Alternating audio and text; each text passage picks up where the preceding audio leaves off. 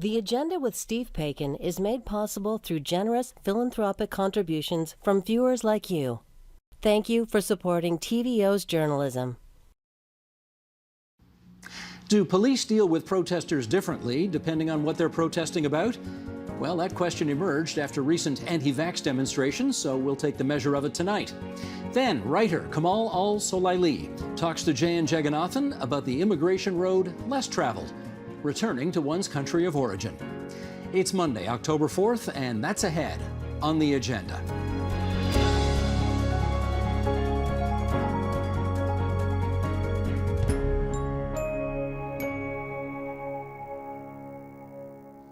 Protests against vaccine mandates have led to hostile confrontations at hospitals, restaurants, and shopping malls. So too have the clearing of homeless encampments. Both types of protests mean a police presence. Do they, and should they, get the same policing approach? We'll hear from three voices tonight. First up, in the provincial capital, in the Chinatown, Kensington neighborhood, there's lawyer Karima Saad, who practices criminal and landlord-tenant law and has been witnessing some of what's gone on firsthand. And Karima, first of all, let's welcome you back to TVO. It's good to see you again. Do I have this right that you have been out there with your video recorder taking pictures of some of the demonstrations over the last few weeks? That's exactly right. It's been over the past few months, actually. And how come? Why are you doing it? It started out of just a curiosity, and my office is proximate to where these protests were happening. And the more I looked into it and observed, the more troubled I was by what I was seeing. And so it became kind of a compulsion to document what I saw happening outside. Now, these are the anti-vax demonstrations. What did you find problematic about it that you felt you needed to chronicle? There's a lot of imagery and symbolism that evokes Nazism and references to apartheid, segregation, things that don't really match, in my view, what is happening with public health mandates. And the more I looked into it, there seemed to be groups, particularly white nationalist groups, that are using the cover of the pandemic to, let's say, bring new people into their ranks. So you think they're using the pandemic to pursue a different agenda that has actually not much to do with public health? Do I have that right? That's exactly right. Okay. Let's take some little look-see here at some pictures that you shot. I guess this is a little over a week ago at the Eaton Centre in downtown Toronto, and then we'll come back and chat. Sheldon, if you would.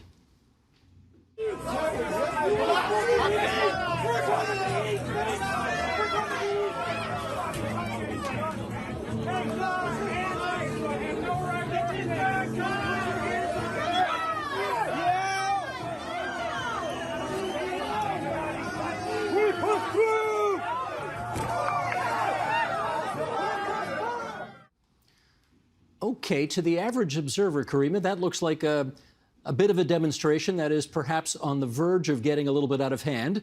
What are you seeing there, though, that goes beyond that?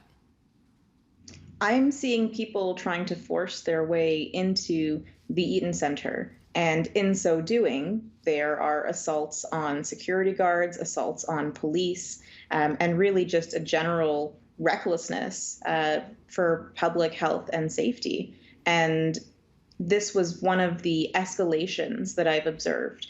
So over the past few months, it's ranged from yelling at strangers on the street to the occasional physical confrontation. And that escalation is concerning. Now, you just used the word assault to describe what you saw. That's a legal term. Do you know if, in fact, anybody was charged with assault on that occasion?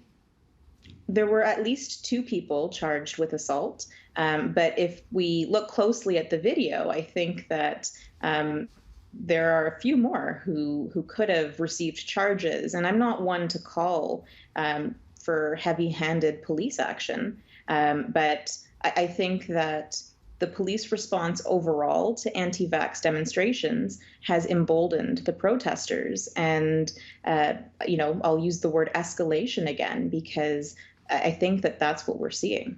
Okay, you better follow up on that, because are you suggesting that the police behavior, that the way that they have responded to the anti-vax protests has in fact encouraged them to get more violent?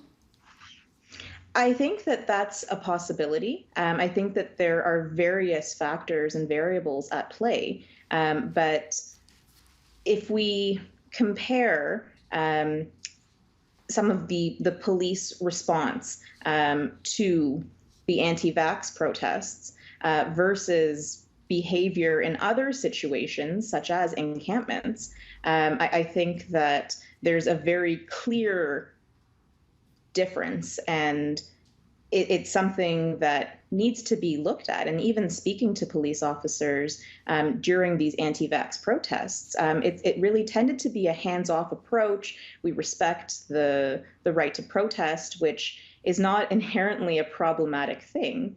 But again, the discrepancy in treatment, I think, is something that has emboldened people. And, to follow that up with the fact that there are organizations purporting to represent active and retired police officers in opposition to public health mandates. And the overall tone within the movement, coming from personalities in the anti-vax movement, is the police are on our side. And there haven't really been any strong statements or rebuttals to that suggestion. Okay, let's be really super clear about what you're alleging here, because if I understand what you're saying that the police tend to be much harsher and more violent when, for example, they're clearing a homeless encampment in a public park versus the indulgence you believe they're showing to the anti-vax protesters. And you're saying they're doing that because in their hearts they support what the anti-vaxxers are doing? Is that what you're saying? I don't know that I would make that particular allegation. I think that certainly there are police officers who sympathize with anti-vaxxers more than they do homeless people. And I think that that's fair to say, just comparing how the situations have been handled. Is it possible that there is a directive not to engage in these crowds because there's a fear that that will prompt more violence and escalation? Quite possibly. So I don't pretend to understand the rationale behind the tactical approach that's being used. But to an observer, it certainly seems that the anti-vaxxers believe police are on their side. But I'm also hearing in that answer, you are allowing for the possibility that there may be an alternative explanation here as well. I think there's always room for multiple explanations, and I think many things can be true at once.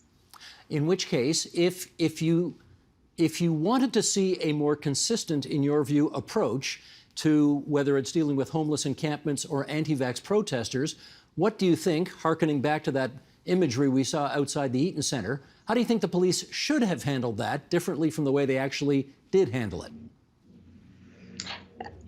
I think prevention is worth a pound of cure. And so the event that took place where that video was recorded was something that was advertised quite far in advance. And the main speaker, the keynote, if you will, is Chris Sakosha, who is now, I think, on his 8th bail.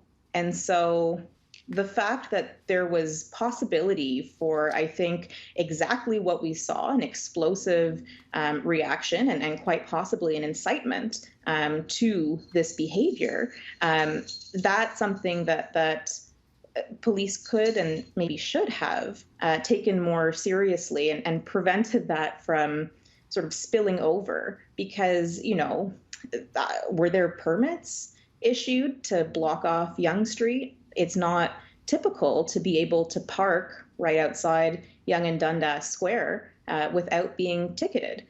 So is there something different about these protests that don't warrant designated protest areas or some other form of enforcement that isn't putting the public at risk? If he's on his 8th bail, though, that suggests that the courts think that there's not that much to this, right? Fair to say? I think it's fair to say that the courts have assessed that, given all of our constitutional principles at play, release is the fair option. And so I am not questioning the decision to grant him bail, but the pattern of behavior that we've seen makes this maybe not an unpredictable outcome. But bottom line, in our last 30 seconds here, you'd like to see, in your view, what would be a more consistent approach to policing regardless of the circumstances. Have we got that right? I think consistency is key. And I also think that the guiding principle should be protecting the public and how we construe community safety. Safety for who, at whose expense? Those are the questions we should be asking. Gotcha. Kareem Assad, thanks for coming on to TVO tonight and sharing your views on this. We appreciate it. Thanks for having me. Now, we should also say that we did reach out to Toronto Police Services for a representative to contribute to this discussion tonight. Apparently nobody was available, but they did send us this statement, and I'll read part of the statement here. Toronto Police Services says, when there is a threat to public or officer safety, police will use their discretion to disperse the crowd, to make arrests, or to issue tickets. The service also may continue to investigate and make arrests or lay charges after an event has concluded, because it may not have been safe to do so during it. With regard to the recent demonstrations on Hospital Row, police were on scene to ensure emergency vehicles were not impeded and there was no obstruction or harassment. That from Toronto Police Services. Let's get a different take on this issue now. Joining us from Kelowna, British Columbia, Rob Ferrer. He is Regional Director of the National Police Federation. That's the union that represents the RCMP, the Royal Canadian Mounted Police. And we are delighted to welcome you, Rob Ferrer, to TVO tonight. How are you doing? I'm good. How are you? Just great, thanks. When you look at the way that your members enforce the anti-vaccination demonstrations that have been happening over the last many months across the country, how would you characterize the way they do their jobs? I think first thing is I would say professionally. Our members attend these, and these are obviously very, they're controversial subjects right now. So our members attend, and quite often there are both sides of this there right now. There's the anti-vax people, and sometimes there's people there that are supportive, and the majority of the population of Canada obviously isn't very much in support. So these are challenging situations to attend, but I think our members have dealt with them quite professionally. Let's just do a for instance here, Rob, and maybe you could tell us how it works. We're sitting here talking on a Monday. Let's say you find out that there's going to be an anti-vax demonstration of significance coming up, let's say this Saturday, in a jurisdiction where the RCMP are the law enforcement on the ground in that location. Okay, so you've got basically 5 days to get organized for that. What do you do? Well, so first you have to figure out what size of a protest this might be, where it is, it depends on if it's led by a specific person, if the protest is being organized by someone specific. So there are certain times where the members will meet with the leaders of a protest, a planned protest. So I think if we step back, Canadians understand that the right to peaceful assembly is guaranteed under the Charter. So protests are generally supported. We did a poll recently in September, and most people, about 70-some%, support the idea. And the Charter, of course, guarantees the right to peaceful assembly. So the idea of the police attending these is not to shut it down, and it's just to make sure that property is protected. So the members will attend and sort of watch and see how this goes to try and make sure that it doesn't get out of hand. And so there's that fine line that needs to be balanced. And when you say supported, let's just make sure we understand what you mean there. You don't mean necessarily politically or philosophically, you mean logistically? Well, I mean legally, right? So the Charter, I think it's Section 2 of the Charter, guarantees the right to peaceful assembly.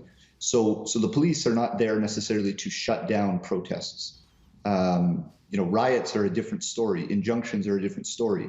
But protests generally, the police are there to make sure that things don't get out of hand, not to determine whether it's a lawful protest. That's more of a court or a law thing. The police are there to make sure that things don't get out of hand.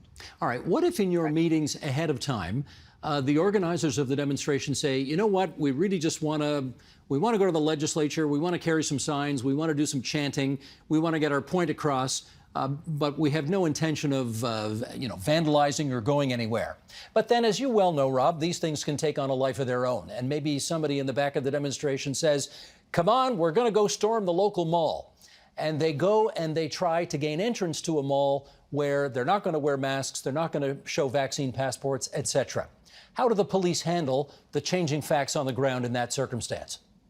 You know, that is you could take that scenario and put it into thousands of calls every day. You know, the police officers on the ground have to make a determination how to deal with each situation. So that might mean calling in more people. That might be a situation if it starts getting too unruly, where a tactical team might come in to protect, people who are in need of that protection and property. So again, you really have to be nuanced, because you're never going to be outnumbering the number of people that are there protesting. So, force is absolutely a very last resort. So there's nothing, ideally you set a barrier. Sometimes there's physical barriers. We've seen instances of that. So these are complicated and challenging. I'd like to give you a really quick snippet of this is exactly how you deal with it, but each time is going to be different, and each time, the members there will have different levels of experience. So there's so many nuanced answers to that. Well, you've heard this allegation against your members in the past, and I want to put it to you now so you have a chance to comment on it. You have heard the allegation that not all police officers in all police services across this country handle all protest circumstances the same. And we have heard the allegation, for example, that when it comes to, let's say, clearing homeless shelters out of a public park, the police may be a lot more direct and a lot more forceful, and at the end of the day may make many, many more arrests than they would, for example, in the case of trying to prevent anti-vax demonstrators from entering a shopping mall, the example I just gave. You've heard that allegation. Do you think there's something to it? Well, I have heard that allegation, but I think there are probably many more aspects to that. It depends on what that group is doing. So sometimes, in the first example, each situation will be different. The people that you're moving out of a park, for example, that might be their entire, everything they own is there. And so the chance of that getting more emotional and more emotionally charged of a situation is probably higher. So, I don't know, our officers attend, millions of calls a year. And that includes, situations where you're asking people to move along. And I think they're very professional in how they do that. And there are court injunctions involved in those. So sometimes, the ability to enforce something is greater in different situations. So the park example, there might be a bylaw that says people can't be there and setting up camp during the daytime hours, versus a protest in a street, and there may not be a bylaw that says you can't be there. So there are very, very many different facets to that. But I would say on the whole, our members are very professional and deal with each situation as it comes. No, I appreciate the nuance that you just gave in that example, but that doesn't quite, you'll forgive me, I don't think that quite gets at it, because the allegation in this case is there are many more police officers who may be in sympathy themselves with the message behind the anti-vax demonstrators, and that's why they cut them a little more slack than they would, say, the homeless people who are gathered in their tents in a public park, for whom the police, let's say, have less personal sympathy. Is that fair to say? Mm-hmm. No, I don't think it is fair to say. I think it's fair to say I don't agree it's so. Our police officers across Canada, and we have a rule of law in Canada, and professional police officers, and we see countries around the world where that is not the case.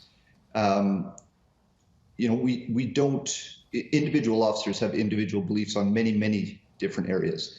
And if that was what determined their involvement in many scenarios, that would be very challenging. They set those aside and they deal with the situation professionally. And that is a requirement. If you can't do that, then you're in the wrong occupation. So it's not about whether or not they have sympathy for someone on one side or another of the vaccination discussion. many of our officers also feel incredibly badly and volunteer greatly with homeless shelters. And so I don't know if we can say that they're biased against, one side or another and affect their job that way.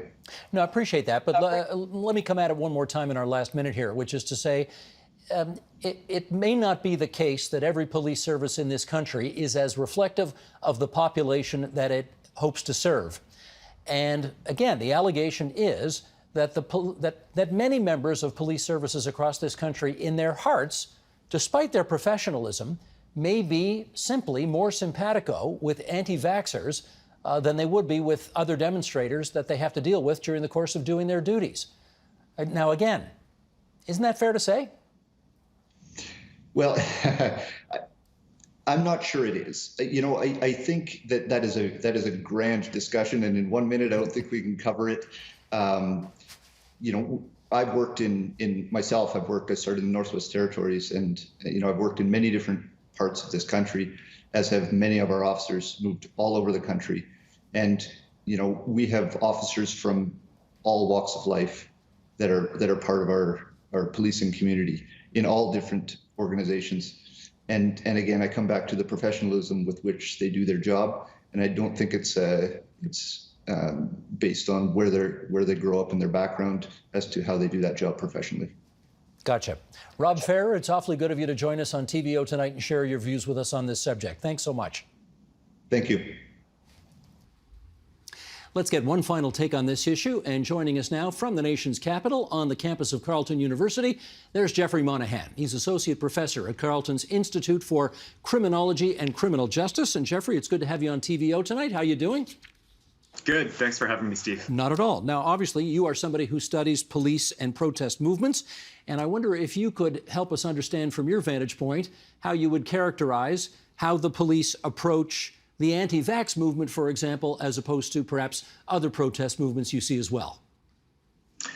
Absolutely. Well, I think what we've seen over the last couple of weeks in terms of the police response to the anti-vax movement, looking on TV and kind of seeing a lot of the responses that we've seen, I think I'd characterize it as largely disorganized. They've been behind the ball.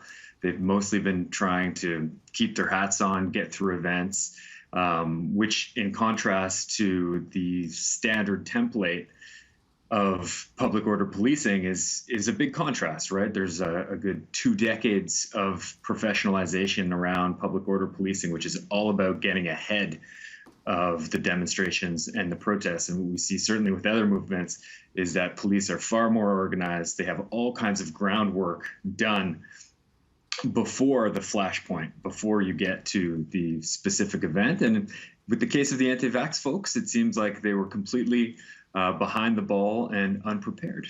What would you attribute the reasons for their, in your view, disorganization on this?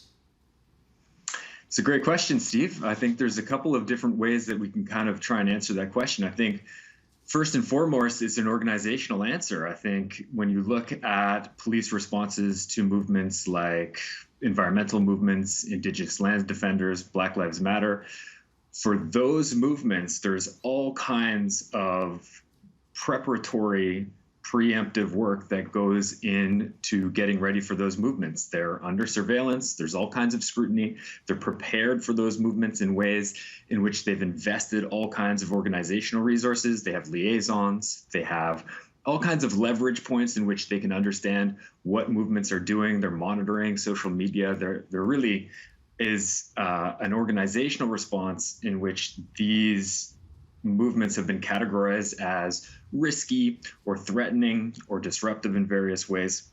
So there's all kinds of organizational resources that are invested into making sure that they can manage these movements. And with the kind of far-right conspiratorial anti-vax movements in whatever kind of shape it takes, which is currently COVID and anti-vax, anti-masking kind of stuff, those groups haven't been categorized as a threat. So in some ways, maybe police have been napping on the job, or maybe they've been looking the other way.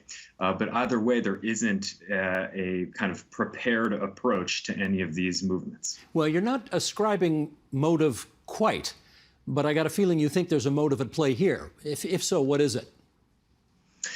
Well, that's a good question. I think that the easiest answer is saying they don't take these movements seriously.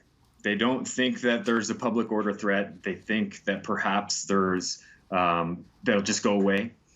I think there is a bigger question in which there is perhaps not a willingness to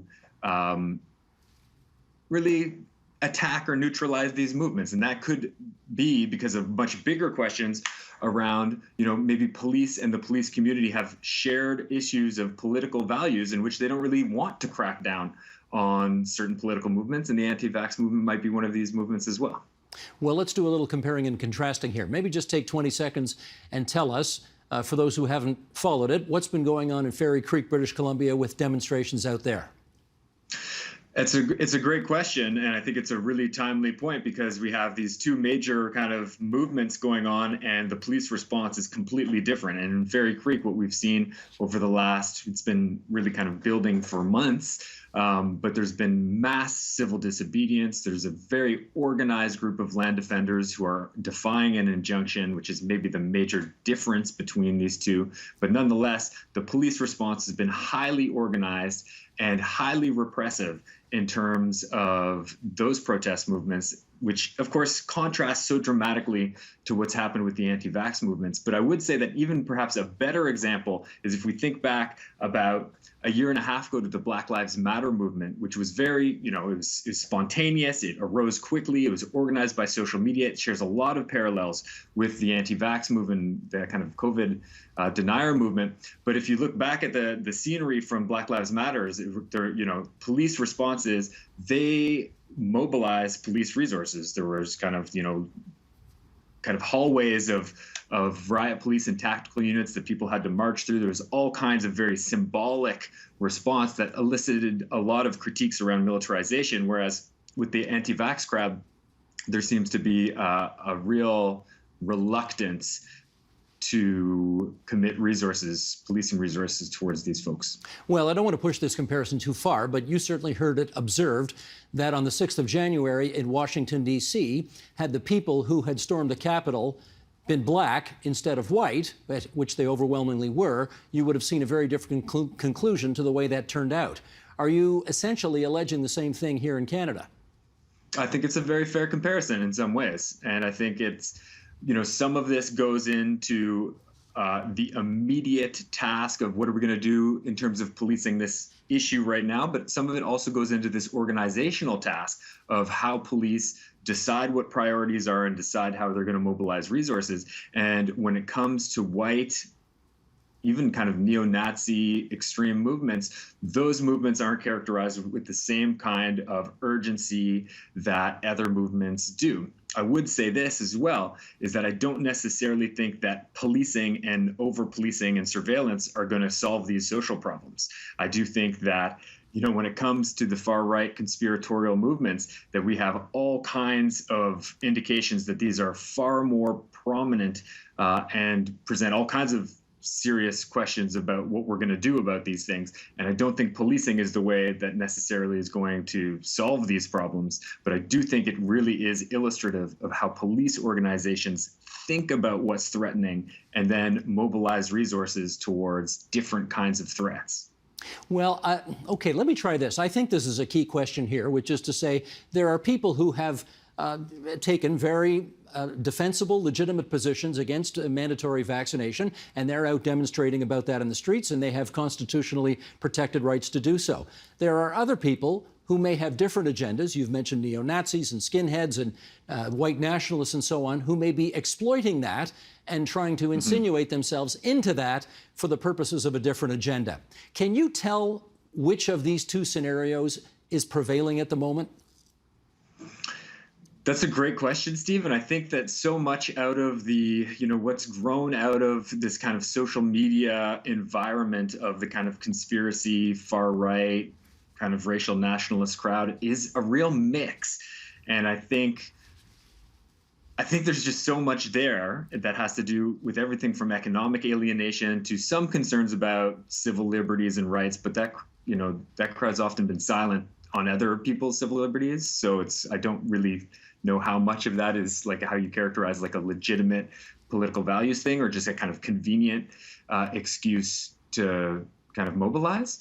So I think it's a very dynamic social movement, but I think it's becoming more and more prominent, and it's certainly something that we're seeing right now as COVID as the issue, but we're going to be dealing with the different forms of issues for the next years and decades that come out of this mobilization. Now, we do know one police technique over the years in order to, as you put it, get ahead of the story and be proactive as opposed to trying to play catch up, is to infiltrate various groups. Do you know whether the police are doing that as it relates to anti-vax demonstrators? I certainly do not know, and I would be very critical of engaging in those kind of police tactics. Those are very dramatic tactics, and I'm not sure that they necessarily pay off. And I think investing in those kind of police resources have all kinds of other repercussions. I think the way to get ahead of far right and conspiratorial movements is not necessarily to police them out of existence. I don't think that's how it's going to work. I think it actually requires a full-scale social response in terms of affirming what kind of values we want in society and education, and also trying to neutralize things like economic precarity and all kinds of other forms of strain that exacerbate these folks' anger and their kind of willingness to take things as far as they're willing to go. And in our last 30 seconds here, Jeffrey, there are some people watching this right now who think that because this is ultimately a political thing at the end of the day, that politicians should be more hands-on in directing the police to go after anti-vax demonstrators. What's your view on that? It's another slippery slope, Steve. I think that's something, political officials being involved in directed policing is definitely something we've tried to buffer against in Canada. We have a fairly strong doctrine of police independence, and I definitely think that that's a good thing. So I don't think we should necessarily be advocating that the politicians should be directly involved, but I do think that politicians can do a lot more, specifically more centrist, and the kind of conservative politicians need to do a lot more with getting to these far-right communities and doing basic outreach in terms of community values, collective values, science, all kinds of stuff that they have been reluctant to do out of kind of pandering to their base. And I think they need to get ahead. Jeffrey Monahan from Carleton University. We're glad you could spare some time for us on TVO tonight to share your views on this. Thanks so much. Anytime. Thanks, Steve.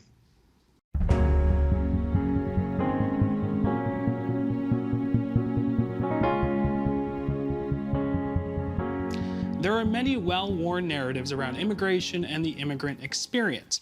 What is far less discussed is the reverse, repatriation, or even just the desire to reconnect with the land left behind. It's a powerful draw for many, as writer Kamal Al-Soylalee explores in his latest book. It's called Return: Why We Go Back to Where We Come From.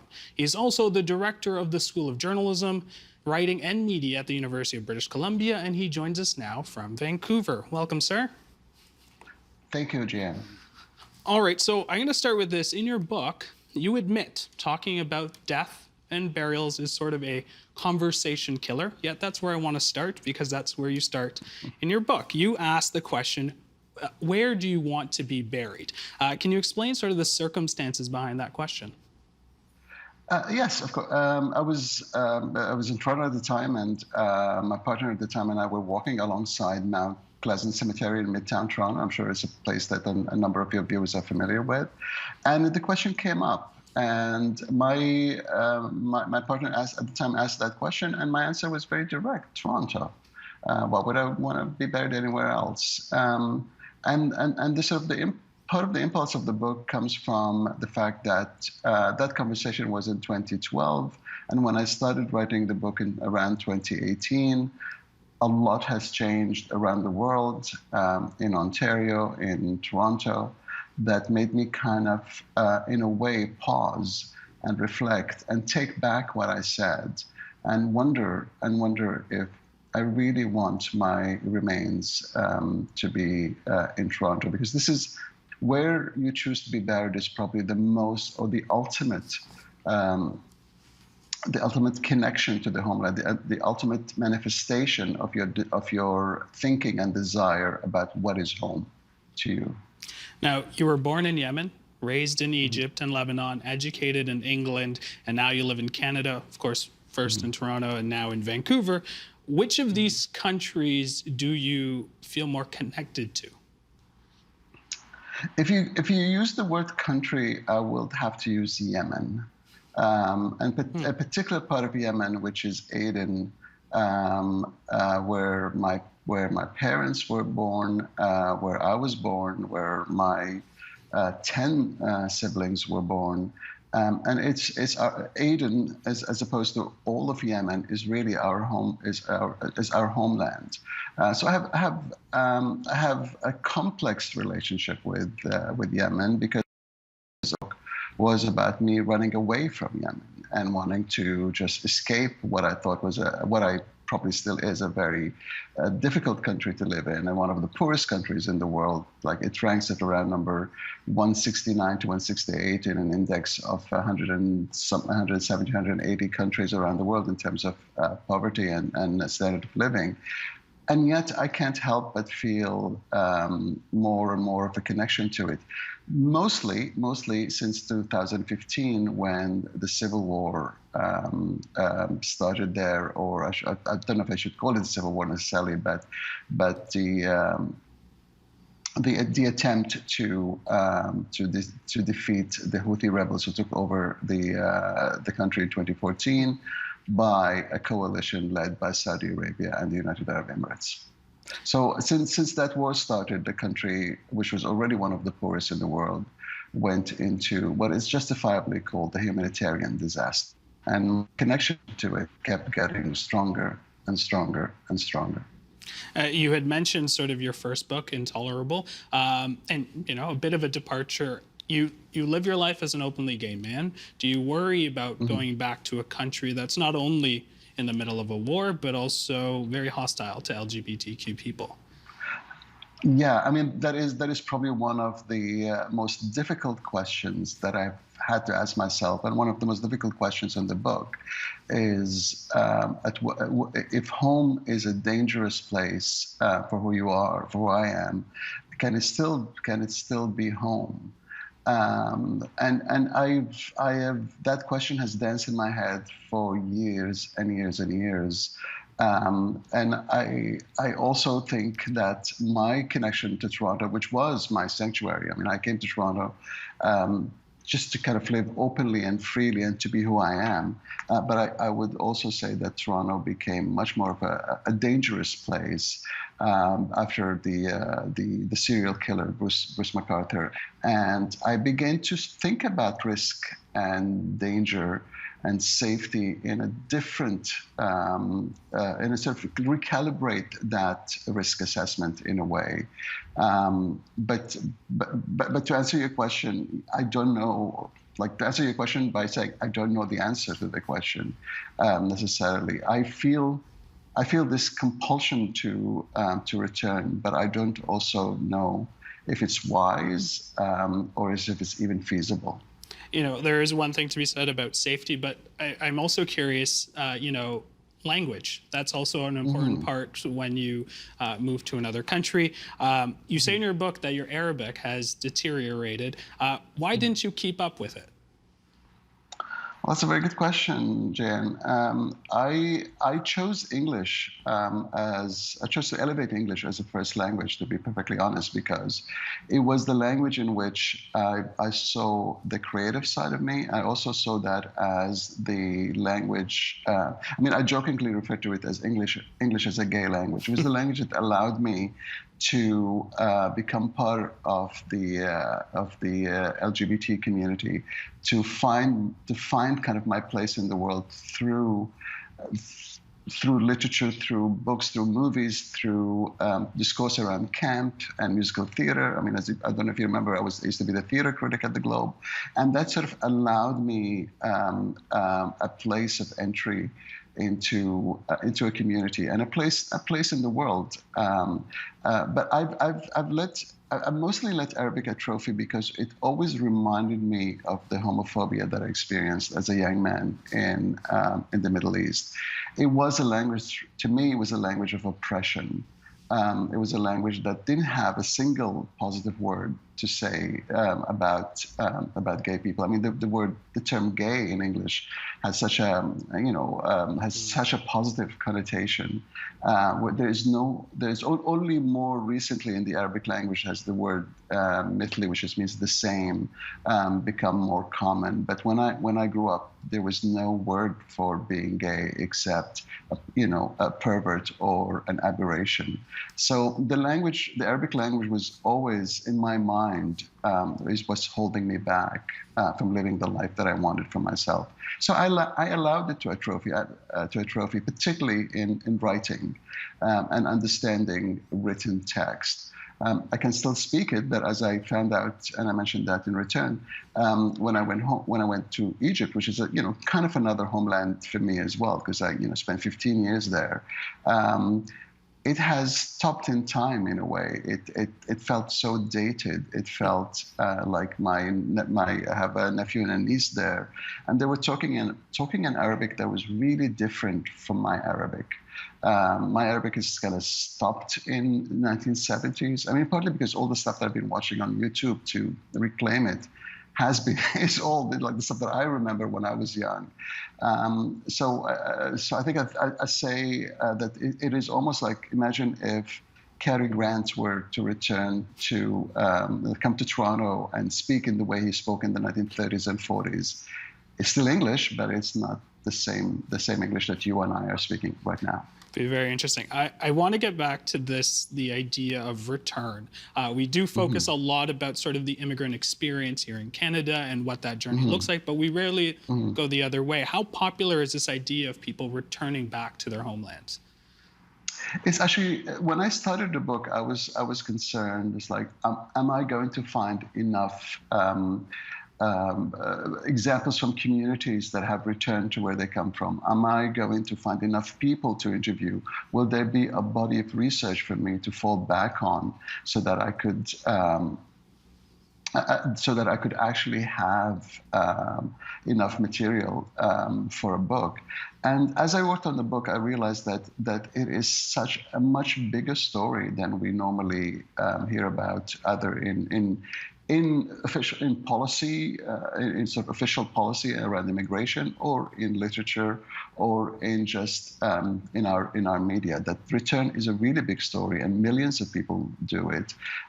Who after sometimes there are different kinds of returns, obviously, but and we can talk about this. But the one that I found most fascinating is the one where after 30, 40 or more years in your adopted home country, be that the US or Canada or the UK, which are all the countries that I focused on pretty much in the book, you choose.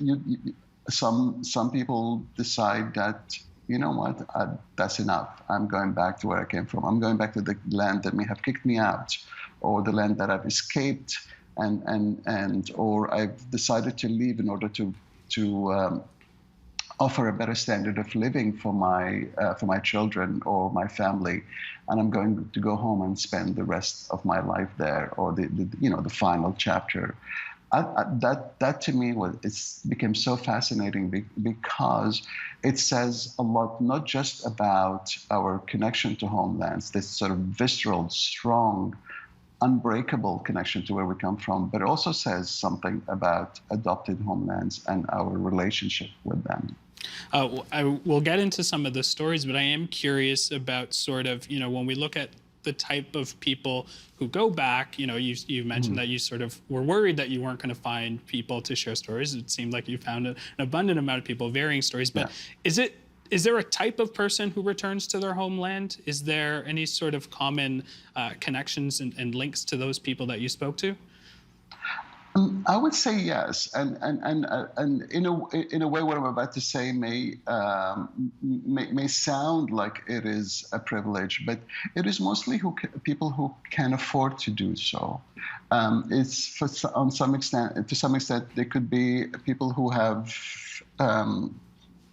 worked, as I said, for decades and have saved enough money in US dollars or Canadian dollars or English pound or euro or whatever, and then that money goes a long way in their land of birth, or younger people who are much more mobile and who are in a way interrogating their sense of identity and can go to different economies and export their knowledge. So there is a certain element of privilege and sometimes education, sometimes money to who returns. I mean, it's a big decision. It requires planning.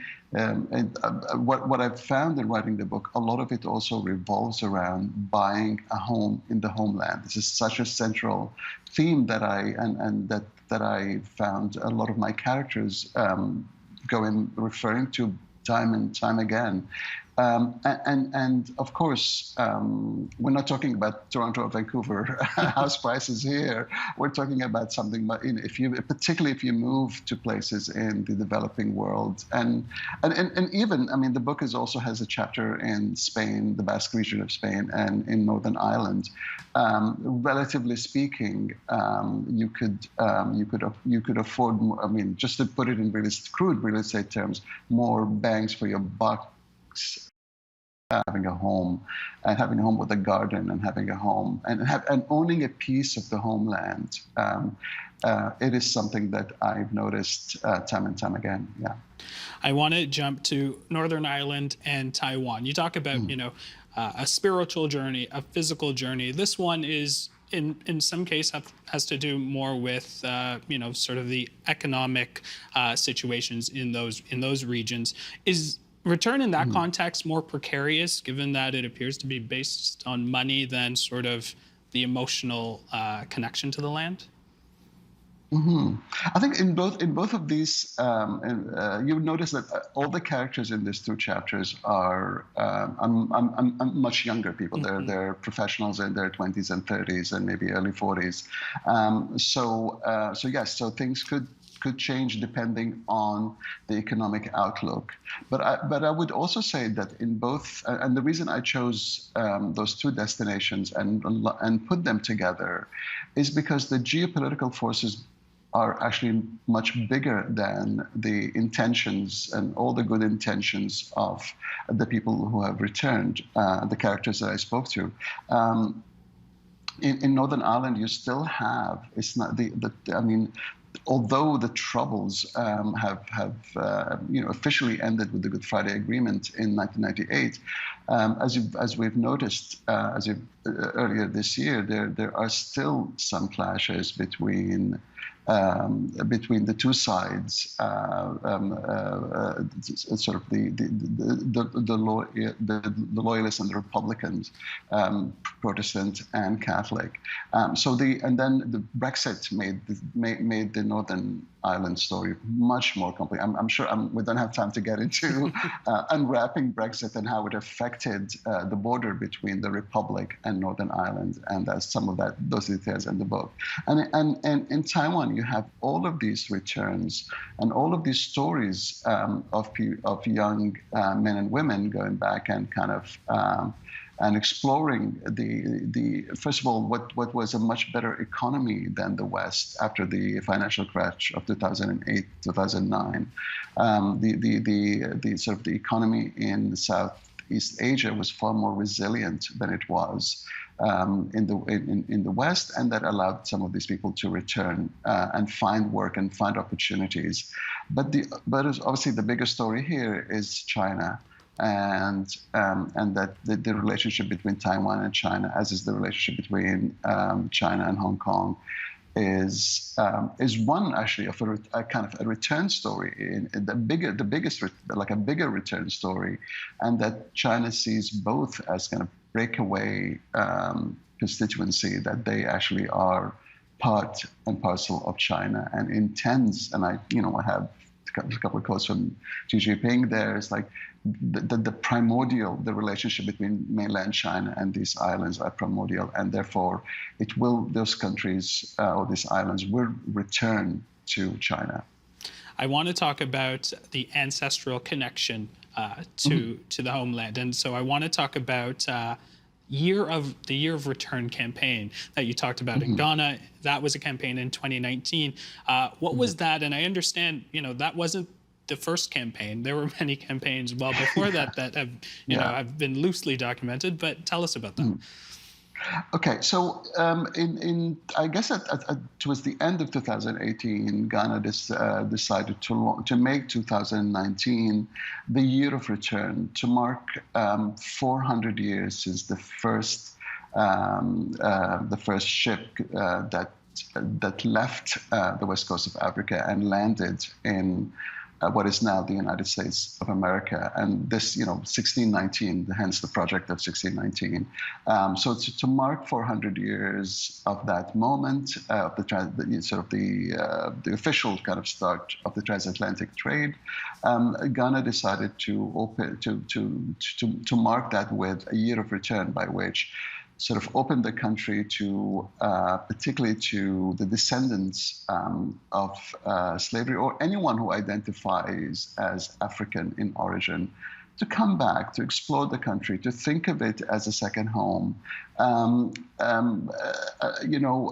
was a really good sort of back to Africa movement that as you said, Gian, it goes back. It goes back in time. But with this, it was a very savvy marketing and promotional campaign. Like, luckily, it ended before the pandemic began. So you had celebrities coming in and leaving a long trail on social media. You had a combination of the spiritual and some people going back to the door of no return and the castle, and other places where through which the journey of particularly African American experience began. So it was an interesting mix between Pan-Africanism and politics, but also business, because ultimately what's underwriting a lot of that year of return is using particularly the more affluent or the highly educated African American and African Canadian and African Caribbean in general to help the country economically, to use the resources that they've learned and the money, of course. So there was a business side to it that is. At one point, I thought it was really at odds with the history of slavery, obviously. But I will leave it to people to read it in the book and to see how the country and how people involved in the campaign and people watching it from the outside felt about the idea of marking 4 centuries of slavery through a kind of very slick and savvy promotional campaign. Of course, the last couple of chapters you focus on Israel and Palestine. Again, these are 2 places that have competing narratives over the story of return. How do they each understand the meaning of return? Very differently, Jan, like that, and that is at the heart. I think there's one way we want to understand what is normally referred to as a protracted conflict, is that it actually kind of revolves around 2 different notions of return. For the Israeli and the Jewish community, it's a return to Zion, a return to the land that God promised to be the promised land for the Jewish people, and of course the state of Israel, not long after it was established in 1948, established the law of return, which gives, with some exceptions, I won't get into the details here, but with some exception, everyone who is of Jewish birth, or the Jewish blood, or Jewish heritage, the right to just claim Israel as their homeland, to go, to leave the diaspora, the Jewish diaspora, to return to the promised land. Of course, when that happened, is also on the other side, we have the Palestinian who who either left or were dispossessed of their of what the villages and the homes that they owned up until that point. And of course, over the years and over the course of succession of wars, more and more Palestinian lands were more and more Palestinians lost their land, and the right of return, they still hold the right of return, not just the right of return to what they would like to be Palestine, but the village, the home from which they were evicted or were forced to leave.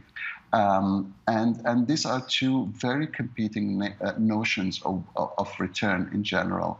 And sometimes they feel irreconcilable, and sometimes I think.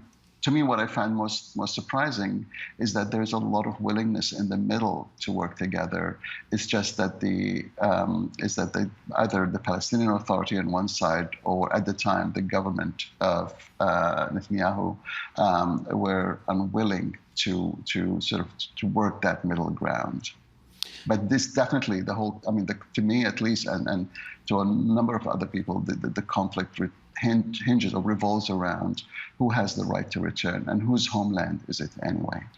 Kamal, I have about 10 seconds left, and I know this is how you normally end your interviews, but I'm curious, throughout all these interviews and stories that you've got to listen to, have you settled on where you want to be buried?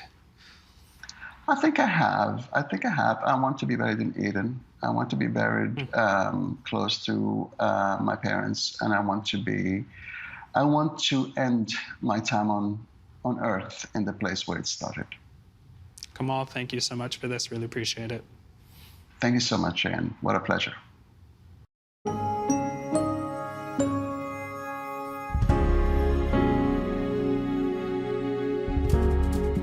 And that is the agenda for Monday, October 4th, 2021.